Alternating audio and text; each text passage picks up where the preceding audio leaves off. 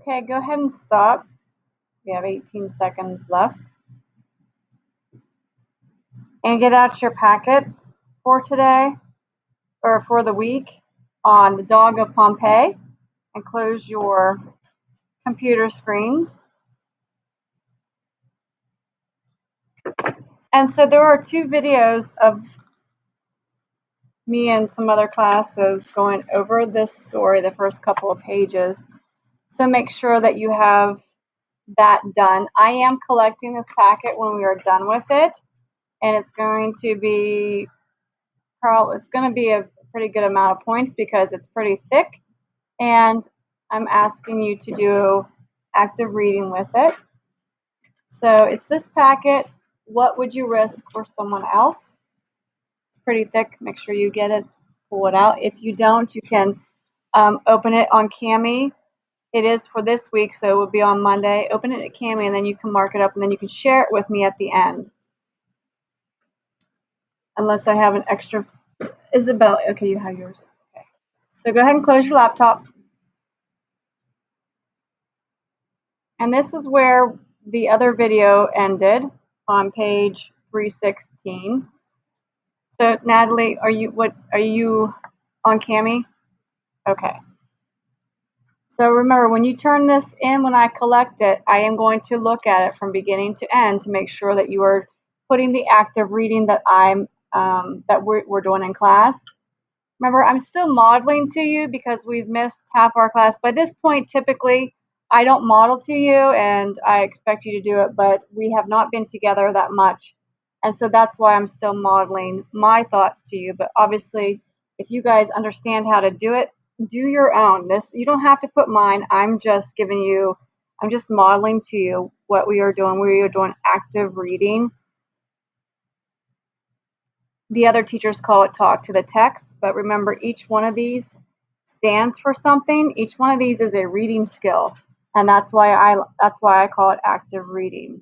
We ask questions, we make connections, we track down our answers, we make inferences, which we talked about inferences in this packet, so that should refresh your memory of what an inference is.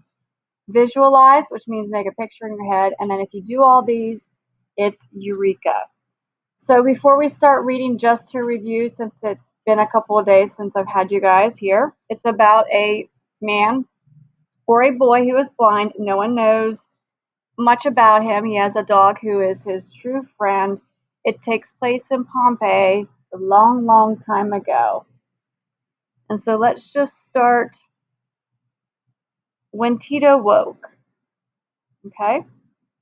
When Tito woke, Bimbo would be sitting quietly at his side, his ears cocked, his stump of a tail tapping the ground, and a fresh-baked bread, more like a large round roll, at his feet.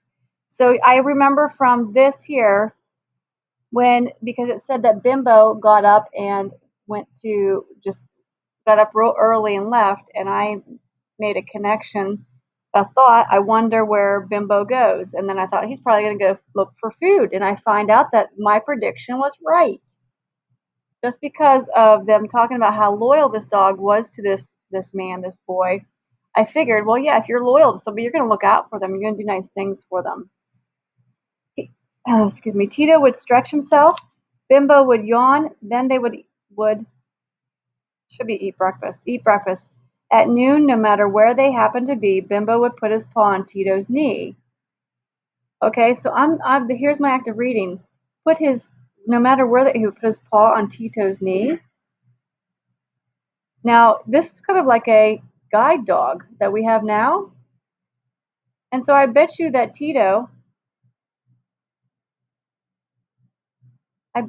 Bimbo is doing that to help Tito know where to go. It doesn't say that, not yet, but I'm making an inference. And the two of them would return to the inner gate. Tito would curl up in the corner, almost like a dog, and go to sleep, while Bimbo, looking quite important, almost like a boy. So they've switched roles. The dog acts like a human, and the man acts like an animal. Would disappear again. In half an hour, he'd be back with their lunch. Sometimes it would be a piece of fruit or a scrap of meat. Often it was nothing but a dry crust. But sometimes there would be one of those flat, rich cakes sprinkled with raisins and sugar that Tito liked so much. At supper time the same thing happened, although there was a little less of everything, for things were hard to snatch in the evening with the streets full of people. So we're going to go down here to the picture, and it wants us to analyze the visuals, because remember viz, I think I gave this to you. What does the root word viz mean? This should be in your digital notebook. If it's not, make sure it gets there. What's viz mean? Whenever you see words that have viz in it, what do they refer to, Chelsea?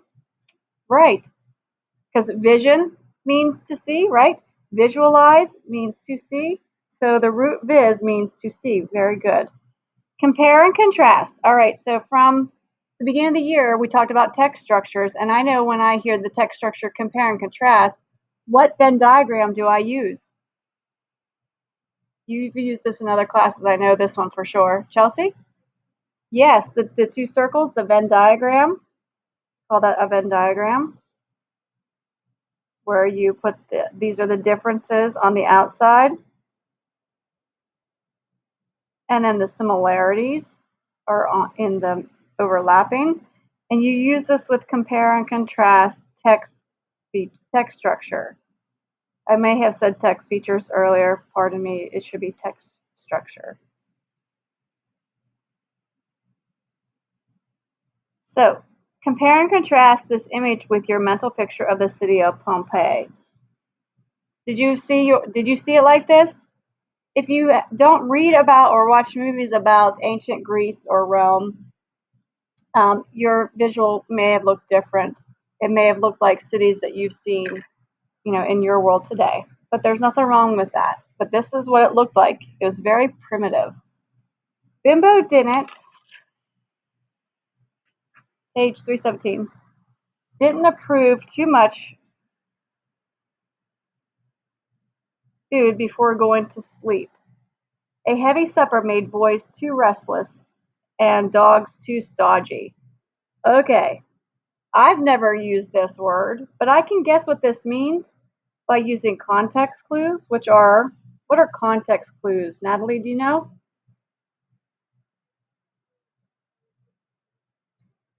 Yes, they do. Context clues are the words in the sentence or around the unknown word.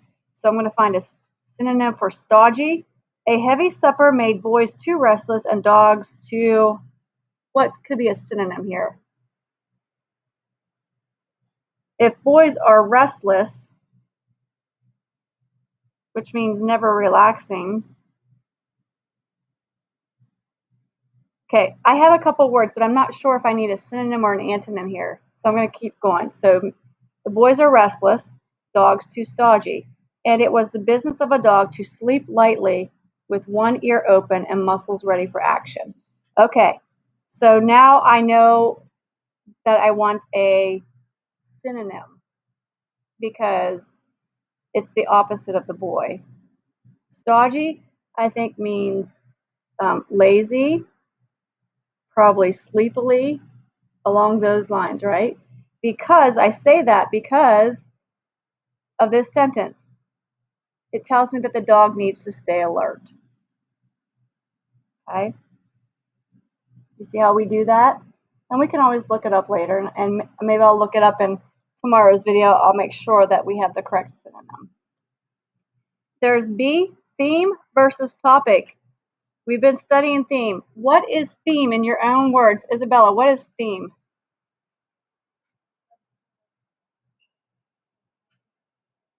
Good. Let's just keep using it's the life lesson. Because remember, theme is broad, which means it's not specific like the main idea or like the topic. A topic would be like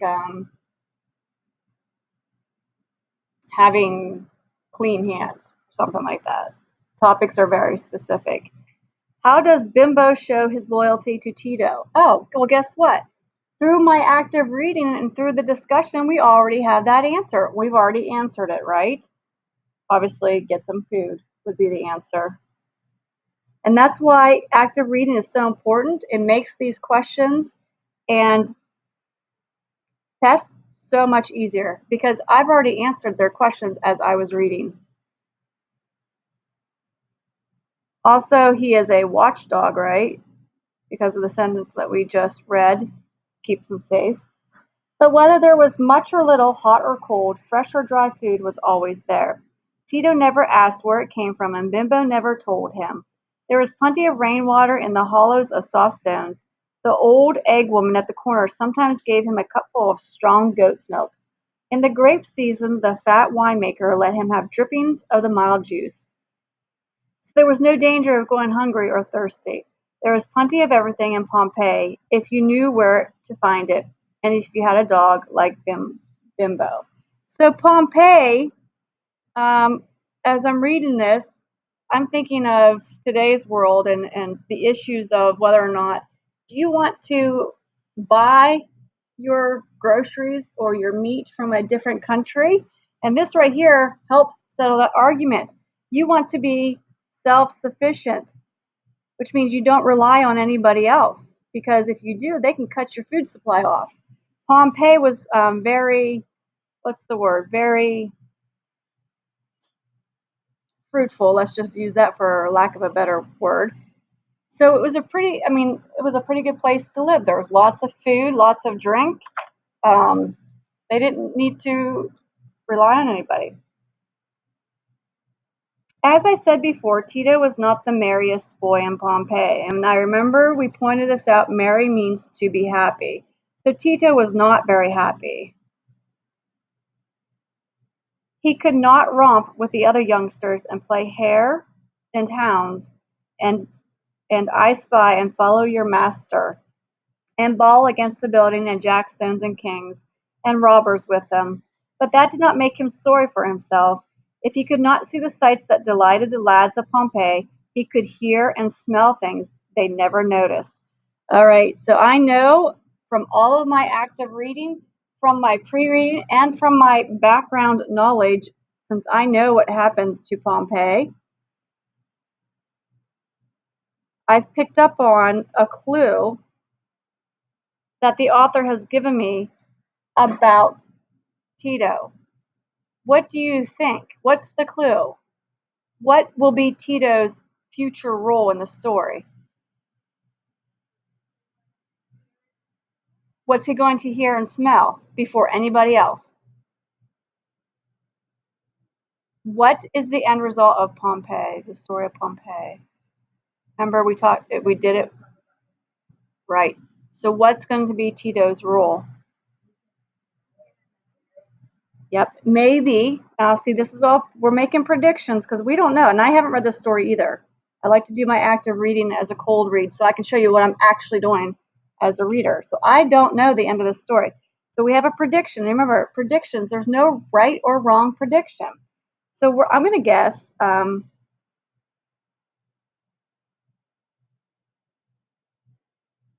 I shouldn't use predict, but he may predict the eruption and try and warn people. Now, as I said that, I remember how the people feel about Tito. And I'm going to say also, they probably won't listen. Is that a good prediction? Why? More specific? Right, because they look down upon him, right? And so I think that Tito probably and Bimbo will survive because when people lose a sense, their other senses become sharper. So you want to listen to somebody. If he's blind and they say, "Oh, I hear something coming," you want to be like, "Okay, what do you hear?" Because their senses, that's how they survive in life. He could really see more with his ears and nose than they could with their eyes. When he and Bimbo went out walking, he knew just where they were going and exactly what was happening. Ah, he'd sniff and say as they passed a handsome villa, Glaucus Pansa is giving a grand dinner tonight. They're going to have 3 kinds of bread and roast pigling, and stuffed goose and a great stew. I think a bear stew and a fig pie. And Bimbo would note that this would be a good place to visit tomorrow. So over here, remember when we read, we don't want to skip any visuals. This is the city of Pompeii, was located in what is now southern Italy in the year AD 79. This region was part of the Roman Empire. So Pompeii was in Italy. All right, so we're going to stop there. Tomorrow we'll have another video finishing the story. Possibly, no, we won't finish the story. And like I said, this is a longer story, so it's going to go into next week. So